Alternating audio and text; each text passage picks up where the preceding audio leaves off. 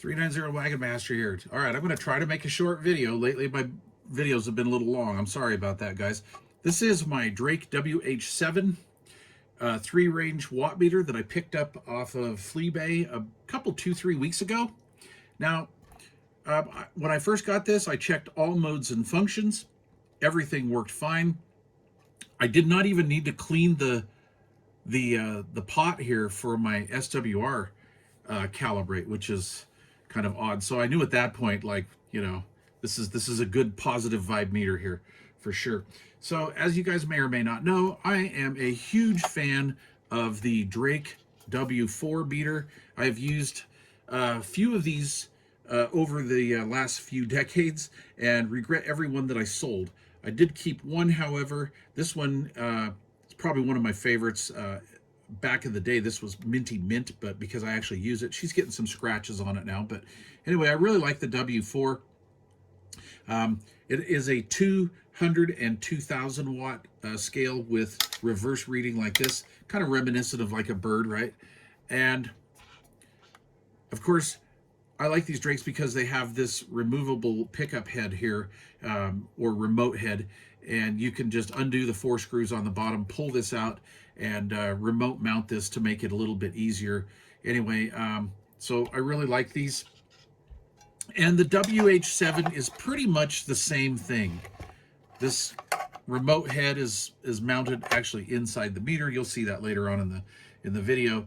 And I have the back off here because I want to show you some adjustments that I had to make. So anyway, when I checked all modes and functions, I noticed that the 2 kilowatt scale was off quite a bit, and the 20 needed a touch up, in the 200 almost spot on.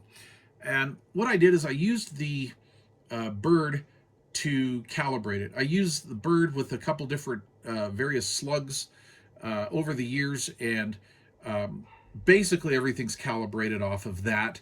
And I've ran that up against another bird with the same slugs, got the same readings, etc., etc. I know this is all relative. And as a matter of fact, if I remember right, years ago, I saw that bird said, you know, it's within 5% either way. Okay, so that being said, I put the other W4s against the bird as well. And most of these from the factory have been within, you know, that 5 percentile range. So I've never really even needed to really even mess with these W4s. That's a really good meter, so keep an eye out for those, you guys. I like how reactive these Drake meters are as well too. They're not a PEP meter, however, you can get PEP kits to install in these, but they're an RMS meter, but they're very reactive. So some meters will be a little dead on RMS forward swing, and these Drakes are not that way. So I basically, when I tore this case apart, I marked all these pots, and I marked them just straight across from the board to the VR. And as you can see, or may or may not be able to see, I can't really tell here at the angle that I'm at as far as the camera goes, but my 20 watt scale was just a hair off, and the 200 watt scale was pretty much dead nuts on, as Johnny Boy would say. And my 2 kilowatt scale, I knew that was very giving. I was feeding a calibrated 100 watts into that, and the thing was reading like a 150 or 160. So that one was off quite a bit. So anyway, I've got them all where I like them, and I'm feeling really good about that. So at this point now, it's time to start cleaning things up. The cabinet needs a little bit of cleanup inside. The front, now these side pieces, these things crack right here, and it's just because people, you know, crank the screws down, and I think it's just over time they get brittle anyway. So whether it just did it over time or somebody cranked them down, I'm not really sure. But anyway, these aren't all busted up. I've seen some of these for sale that are all busted up. So anyway, got a little bit of cleanup to do here on the front, but it's in pretty good shape. No major scratches here on the meter. Yeah, it's in good condition. However, the lid, not so good. Not so good. So no dents or anything like that, but just some sort of a weird stain right there. I really like this, but it doesn't really match any modern gear that's out today. So I use two different kinds of paints generally. I'm a Rust-Oleum guy, so I like to use Rust-Oleum Hammered a lot, and I'll use Rust-Oleum Hammered Black. I've also been dabbling with the Bear paint brand from Home Depot. They have a hammered finish enamel paint, kind of like Rust-Oleum, and that has a little bit more of a gray tint to it. But I think I'm going to go with a black on this, and then I'll see how that turns out.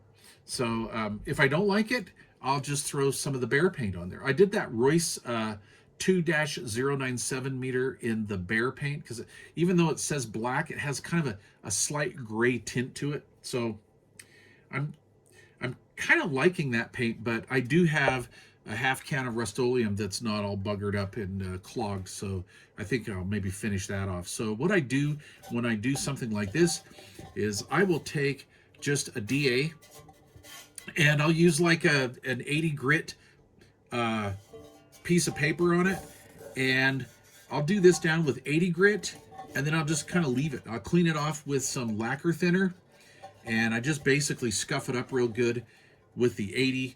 I have used 60 before on some other cabinets, and you're probably thinking like, oh my god, it's going to leave marks in it, but it doesn't really, and I think it kind of gives that hammered, a little bit more of a hammered look.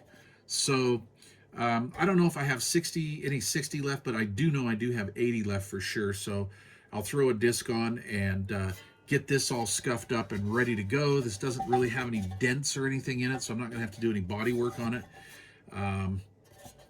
Yeah, so even though the hammered has texture, if there's a dent or something like that in there, you'll want to get that out, work it out, either massage it a little bit with a dolly and hammer, or that and maybe a little Bondo. I've actually had to do that before, but you know, we're not painting a Concours d'Elegance car or anything like that.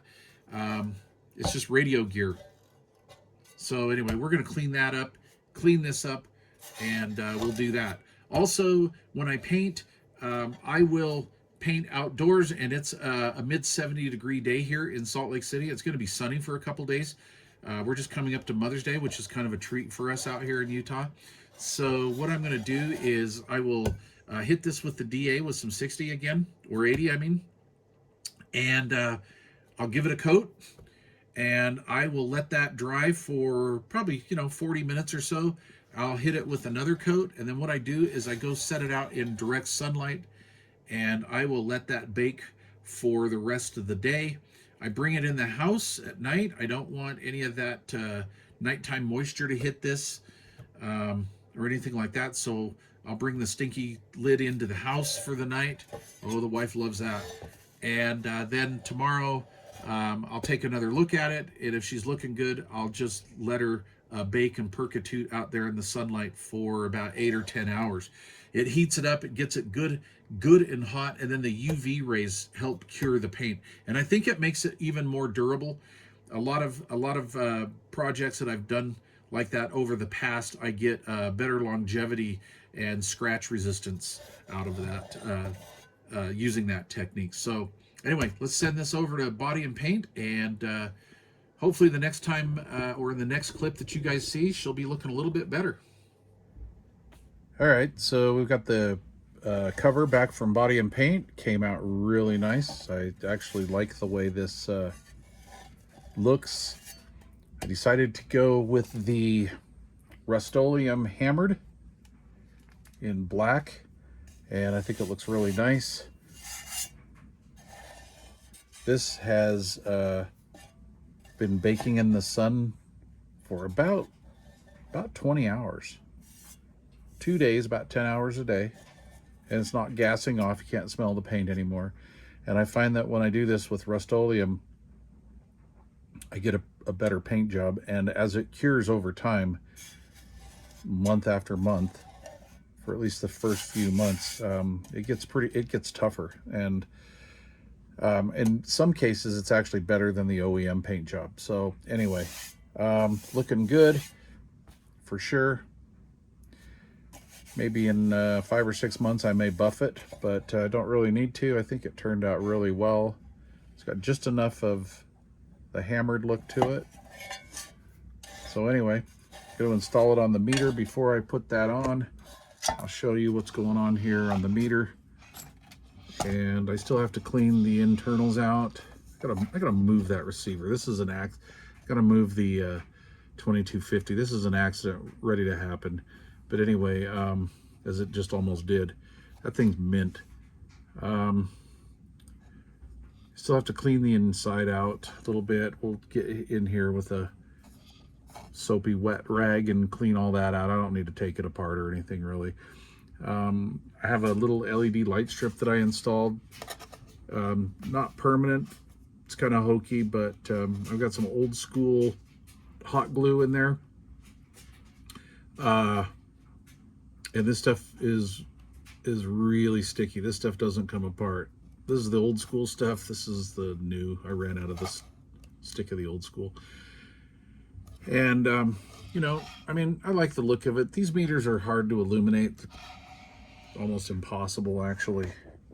And I don't mind the way that turned out.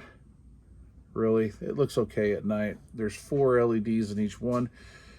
I could have put some vellum paper in there, and I actually did at the beginning, and it kind of mellowed that out a little bit. It looks worse on camera than it does in real life, but anyway, as I'm looking here on camera, but it kind of dimmed it down. The vellum paper is supposed to kind of disperse the light, but anyway, I just decided to go without it. It's super easy to read now, and I don't mind the look. So anyway, if I do, I'll just take the hot glue out and do something else. That's white LED.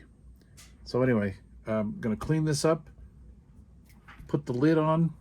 It's all tuned and adjusted, calibrated, I guess you could say, to the bird. I already went through that earlier in the video, so yeah. All right, this meter's done. It's really nice now. It's got a good paint job on there.